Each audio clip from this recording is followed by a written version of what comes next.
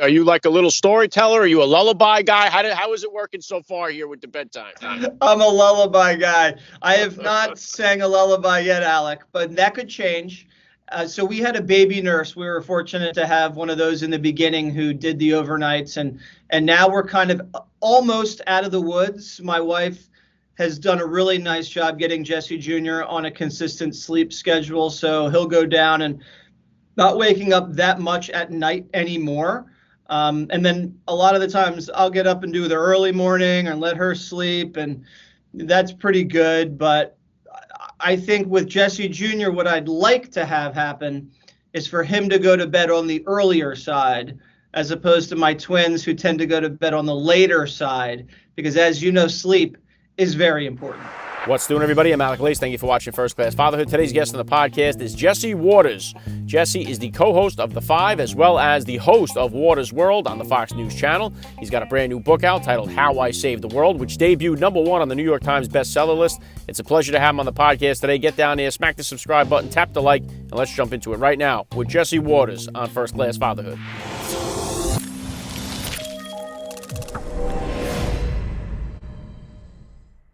Joining me now, First Class Father, Jesse Waters. Welcome to First Class Fatherhood. Thanks so much, Alec. It's good to be with you. All right, let's start it right here. How many kids do you have? How old? So I have twin girls who are 9.5, and then I have Jesse Jr., who is 4 months. So a little age discrepancy there, but it keeps things interesting.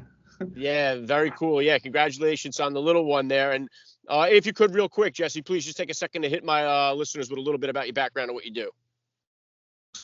So I'm a Fox News host. I have Waters World Saturday night, 8 o'clock on the weekends, and then I'm on a ensemble cast Mondays through Friday called The Five at 5 p.m. Eastern, and started in the basement here at Fox, and now get to sit next to Greg Gutfeld and Dana Perino and get paid to talk on my keister. So things are good.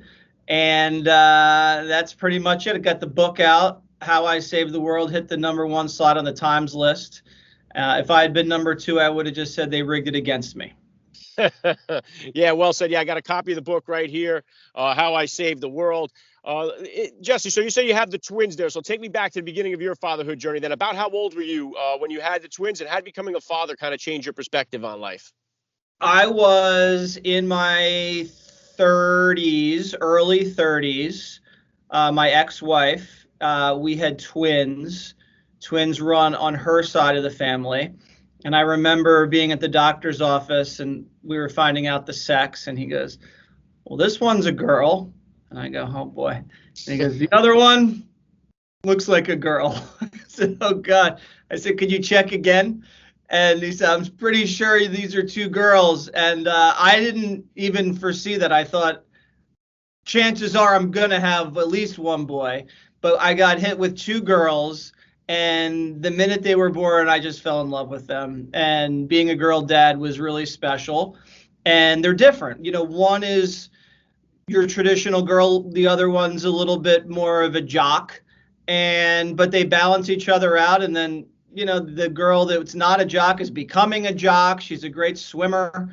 Other one's a great tennis player, and she throws the football around with me, and they're a lot of fun. And then got remarried, and I think my wife got pregnant about a year after we got married, maybe 6 months. And I'm bad at math, Alec, and then we just had this baby, a pandemic baby, you could call Jesse Jr. And having a boy was really exciting. It was different, special, and I'm just waiting for him to be able to have a catch.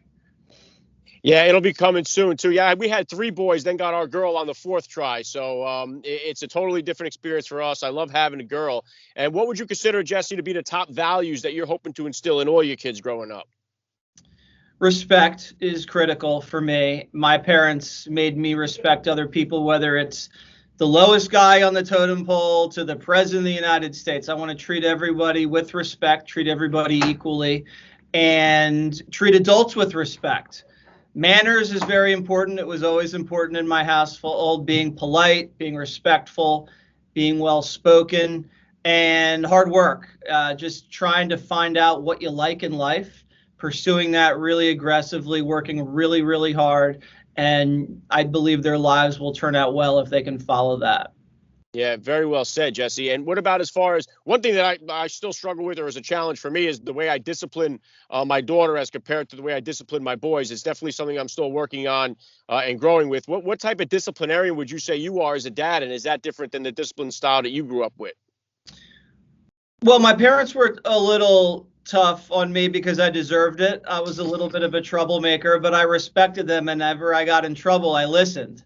And so I wasn't out of line with them. I was out of line with other people, but they whipped me back into shape, not literally, but I was grounded a lot, and I don't think I was ever spanked that hard. Maybe once as a little kid. I don't think anything too hardcore.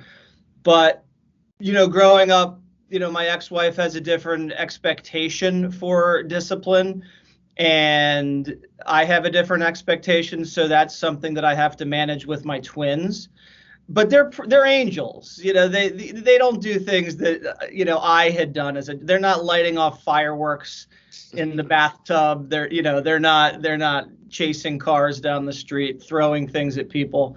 So for them, it's more about cleaning up and listening and things like that. So I think I'm tougher than my ex-wife is, but I wouldn't say I'm a really super tough parent. Now with Jesse Jr., it's going to be different because I can foresee he's going to be a little bit of a troublemaker.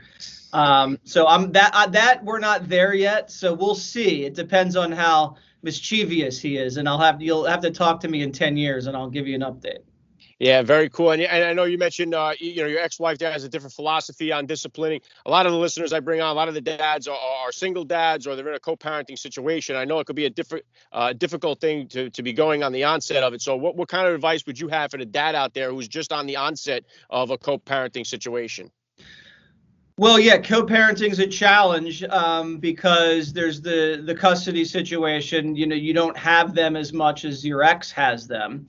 So in my case, they're girls, so the discipline isn't as important because they're not crazy like little boys can be crazy.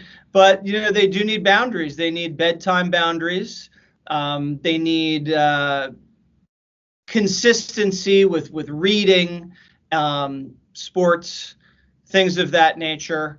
But my ex has done a nice job in that department, even though we disagree with some things. And I think when my twins come with me, their expectations of what they can get away with or they can't get away with are a little bit different. And they try to navigate that. They ask my current wife sometimes, "Oh, can I have some ice cream?" They'll go to her first. I don't allow sweets. Sometimes they'll ask for chocolate in the morning. And I'm thinking, my God, what do you do at home? And so that can be shocking. But as long as there's expectations for a level of behavior that's enforced during your time with them, that's critical. Yeah, good stuff. And then you mentioned there too, bedtime. What does your bedtime routine look like with the 4-month-old here? Are you like a little storyteller? Are you a lullaby guy? How is it working so far here with the bedtime? I'm a lullaby guy. I have not sang a lullaby yet, Alec, but that could change. So we had a baby nurse. We were fortunate to have one of those in the beginning who did the overnights, and now we're kind of almost out of the woods. My wife has done a really nice job getting Jesse Jr. on a consistent sleep schedule, so he'll go down and not waking up that much at night anymore.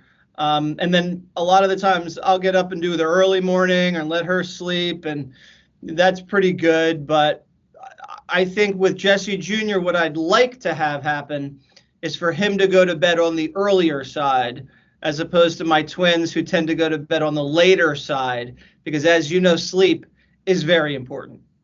Yes, indeed. And yeah, I wanted to jump into the book here, How I Saved the World. What was the genesis of you deciding to write the book? I love how you put on the back here all the guys that are taking shots at you. The Washington Post, Jesse Waters is officially out of control. Even your mom jumps in the mix there. What was the genesis of you writing the book, and what's been the feedback so far from your family, from the readers? I wrote the book because I needed the money. And that's the God's honest truth. And I'd also gotten to a place in my life where I could find the time to balance my shows, my personal life. And I just wanted to reflect on nearly 20 years at Fox and all these adventures I've had and a lot of analysis that I'd put out there with regards to Trump and Democrats and all these crazy interviews that I'd done over the course of my career. And the book debuted at #1, and the fans love it. I think it's got a 4.8 rating out of 5 on Amazon, which my editor says it's spectacular. And my mom cried. She was a liberal, still is, very impressed. My family's an academic family. My sister worked at Harvard, and my dad's a headmaster, and now I'm the only one with a best-selling book. So Fox News guy, went to the top of the charts, and they're impressed by that. So I think I have a lot more street cred in my liberal household these days. Yeah, right on with that. And then how about as far as your work schedule goes, doing the 5, doing the stuff at Fox News? How has that been with having a 4-month-old? I know I had Todd Pyro on the podcast. He was given the paternity leave. Did you take some time paternity wise when you had the newborn, or how does the schedule kind of line up with what you're doing at Fox? I think I took like 10 days, maybe a little less than 10 days. I was going to take a week, but my wife was in the hospital for a little extra long time because she had a high blood pressure or something. And so I just rolled it over into 10 days. Now, when I had the twins, I was working for the O'Reilly Factor. And I think I told Bill I was going to take a few days. And he goes, Waters, what are you taking days off for? What are you going to watch the baby spit up all day? And so, the older generation, paternity is got to get back to work. So I'll just put it that way. But it was really special to have that time off and bond with the baby and give my wife some support at home. But I was back in the studio after that, and here we go. Let's rock. Yeah, listen, I agree with you there, and I wouldn't mind. So I work for the railroad, and usually if you have a death of the family, like when I lost my parents, they gave me 3 days to bereave, and I think 3 days would be kind of sufficient for having a kid too. I think that will be enough if they allowed us that. I would think that would be a good time. I do know that I talk on this show a lot. We have a fatherless crisis going on in the country. We got so many kids growing up without a father or a father figure in their life, and I think that's having obviously a devastating result on our society, and some of it could point towards that. Are you seeing that from everything that you're doing on there? How much of an impact, in my opinion, I think it's the #1 social issue going on in our country here. What do you think about this? You see this, a fatherless crisis going on in the country? You see it in the inner city, and it drives a lot of the gang activity, because if you don't have a strong male figure in your life, then you're going to gravitate towards a gang to seek belonging, or people a little bit older than you that can show a little leadership in your life. And the gangs prey on people without dads, and they recruit them heavily, and it's a vicious cycle, and that can lead to a lot of terrible social effects. And I think you're starting to see that. But it's also not just an inner city issue, it's all across the country. Men don't understand what it means to be a man anymore. That's changed. It's softened in the modern era. And men are very distracted, and just with work and the phones and all of the entertainment that's available now through Netflix and this and that, it's very easy to sit at home and do nothing. And it's important. My father was very, very important in my life, because I remember, like, Sundays, all I want to do is stay inside and watch football, right? Or play with my friends. My dad would take the whole family hiking. I didn't want to go hiking, but he'd take the whole family hiking for hours, and we do things together like that. He was always there at dinner time. We ate dinner together as a family consistently throughout, from kindergarten to high school, and took vacations together. So he was great in my life, and I expect to be that way with my son. Yeah, I love that, Jesse. I truly believe that if we're going to unite here as a country, I think it's going to start at the dinner table more so than at the ballot box. So I think it's important for families to get back to the dinner table and get back at it. So I know we're up against the clock here. Last thing I want to hit you with here, Jesse, I love to ask all the dads that I get on the podcast, what type of advice do you have for that new dad or for that about to be father who's out there listening? New dad, I suggest you get a cleaning lady. Very, very important. A lot of the fights with young couples are about the house management, right? About dishes and cleaning and sharing these responsibilities. If you can afford, and it's not a lot of money, it's just cash, you pay cash, you both pull it together. That really goes a long way because you don't want to be fighting about chores and about that kind of stuff. And that really opens up a lot more for both the mom and the dad. So early parenthood situation, get the cleaning lady, and dads also need to go out, blow off steam with other dads. So take those times, a couple times a month, go out with the other dads, have a couple drinks, have more than a couple drinks, blow off steam because you obviously a little stressed out with your world turned upside down, and you can reset and then get back to work at the house, and just your instincts will kick in. The wife does a lot more traditionally with a lot of the early childhood stuff, but as he gets older or she gets older, you got to be there, and you'll be able to help more because you'll be able to communicate. And once they start walking, things get a little bit easier. Sometimes they get harder because they fall and hit their heads on everything, but sometimes it gets easier. So just stay positive and enjoy it. Yeah, well said. I love the message. How I Saved the World by Jesse Waters, available now. Link is in the description of today's podcast episode. Jesse Waters, you're a first-class father all the way. And thank you so much for giving me a few minutes of your time here on First Class Fatherhood. Alec, thanks so much for having me. I appreciate it, man.